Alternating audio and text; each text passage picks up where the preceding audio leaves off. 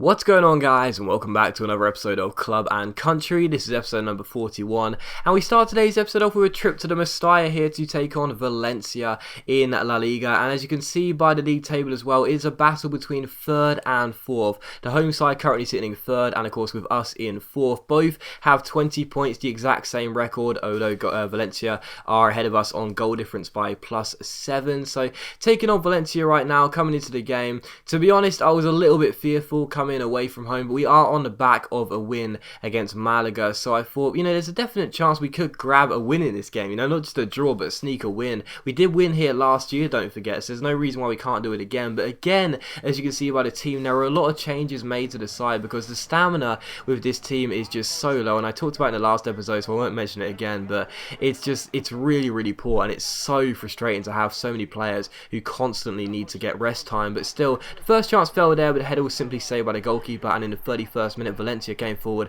for their first chance of the game. Paco Alcacer's shot was well saved by Ruben Blanco, and eventually we pass out from the back. And in the 66th minute here, Valencia come forward themselves again with Parejo finding Gil.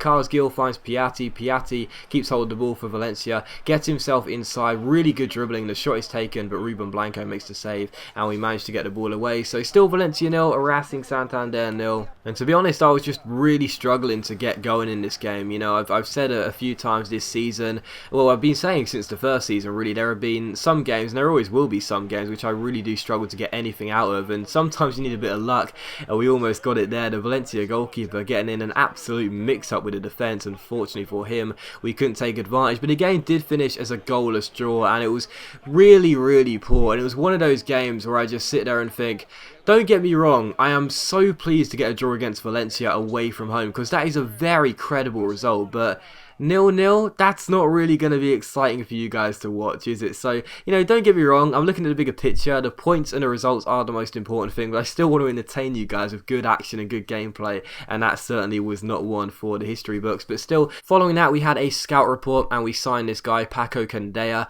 to our academy, as we're starting to get better results now, starting to get much better players coming out of these scout reports, which is obviously really, really positive for us. And I think we also signed Raul Garcia, Luis Francisco as well. Did we sign a guy? I'm pretty sure we did. Yes, we did. Who I actually think Raul Garcia, Luis Francisco, I think that's actually our scout's name, or so, yes, that is our scout's name. So maybe that's his son or something, signing him to the academy. I don't know. But yeah, we go ahead and sign a couple of those players, and it's really good now. I talked about the fact we signed and spent £8 million last year, or just under £8 million, I should say, on a 5-star experience and judgment scout, and I wasn't really sure whether that was the right thing to do. I was worried it was going to backfire on us, and the players we'd pick up would be really poor still, and we'd be wasting our money, and we'd have a really poor budget this year. But our budget this year being £6 million was really helpful.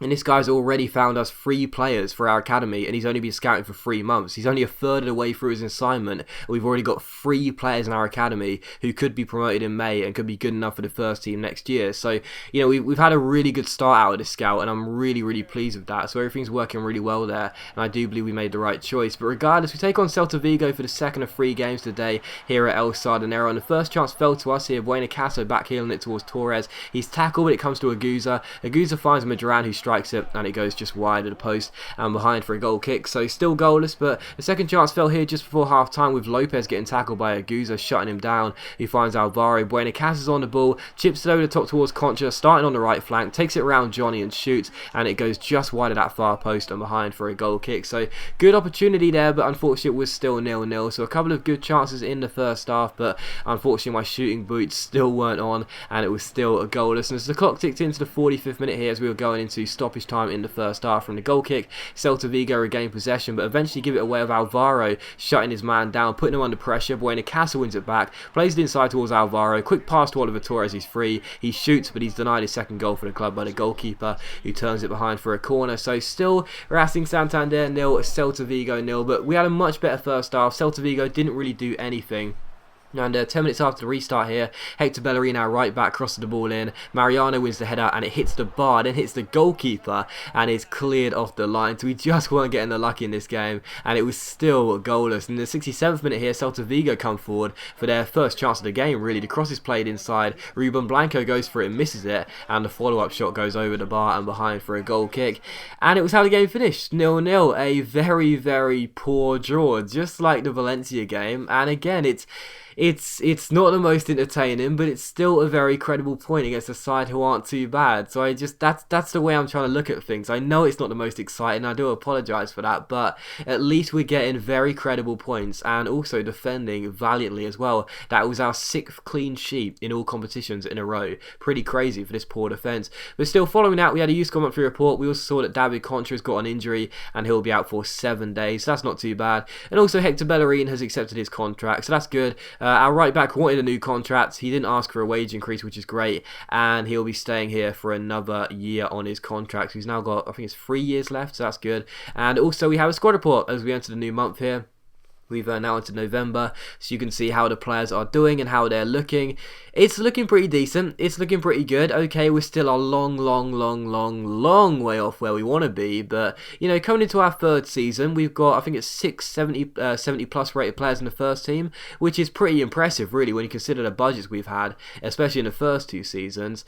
And, yeah, I'm liking it. Some young talent to develop there. You know, obviously, you guys, when you look at the squad reports, I'm sure the players you'll be looking out for will be Buena Casa, Oliver Torres, obviously Ruben Blanco as well, Ranieri Aguza. Those will be the 4 main players I'd imagine you'd be looking for, but other players as well. Schwarzer in the first team, developing nicely at left back, also at the academy too, and a couple of others as well. And as you can see, 4th place in La Liga, 12 games in. Yes, still a long way to go, 36 games left in the season, but only 2 defeats, and those 2 defeats came away to Atletico Madrid and Barcelona. So a very, very, very good start this season. 2nd place in our Europa League group, 1 point ahead of Lille in 3rd, and 3 points ahead of Nacional in 4th. Obviously 5 points behind Roma, but as I said, I'm pretty sure they're going to top this group with ease.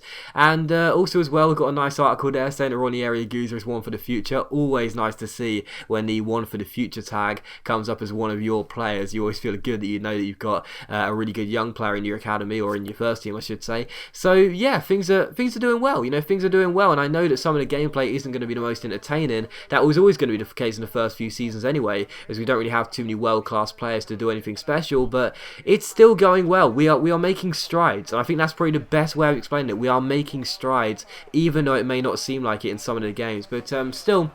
We take on Roma for the 3rd and final game of today's episode here, travelling to Italy to take on the team that are currently sitting top of our group in the Europa League. So not really fancying our chances. They're one of only 3 teams to beat us this year, and the only team to beat us so far, El Sardinero, this season. So not really feeling too optimistic about our chance of getting anything from the game, but I did pick a very strong team. Obviously, again, I did have to make a couple of changes to the regular first team. Granero came in, and Delgado came in, Orfila also came in as well. But for the most part, still a very strong team. And I did at least fancy my chances of giving Roma a go, possibly sneaking a point, but knowing that I would have to be switched on defensively, and that included not letting them go through directly from kickoff in the second half, which is exactly what happened there. They just passed their way forward so simply, and thankfully for us, Florenzi missed the target. So still goalless, but as you can see, 65 minutes in, and still nothing had really happened. It was such a boring game, and as Oliver Torres goes down the left-hand side here, he cuts inside himself and shoots, but the shot is blocked and goes behind for a corner. That was really our first chance of the game. It was so poor. I was playing an ultra defensive right from the start, because I knew if I did go attacking from the off like I did in the home fixture, they would probably exploit that and get loads of chances and inevitably score a goal. But in this game, I went ultra defensive right from the beginning, just tried to keep our composure at the back and make sure they wouldn't come forward enough times, and it was working. They barely had any chances. They were restricted to long range shots, that one going just wide of the post there, and it was still goalless.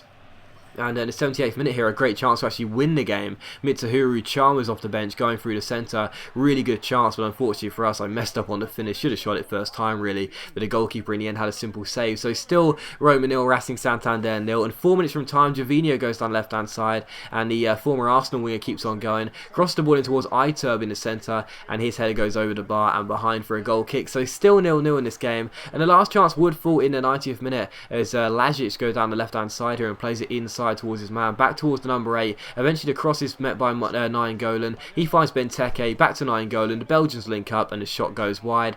And it was how the game finished, 0-0. So I do have to apologise for having 3 0-0 games in this episode. But what you can't say is that this has not been an effective run for us. 7 games unbeaten, 7 clean sheets in a row, very impressive, and some very decent points against credible opposition. So yes, pretty boring, but certainly effective. But as always, guys, a big thank you for watching the video. I hope you have enjoyed it. If you have enjoyed the episode, please leave a like, and I'll see you for the next episode of Club and Country very soon.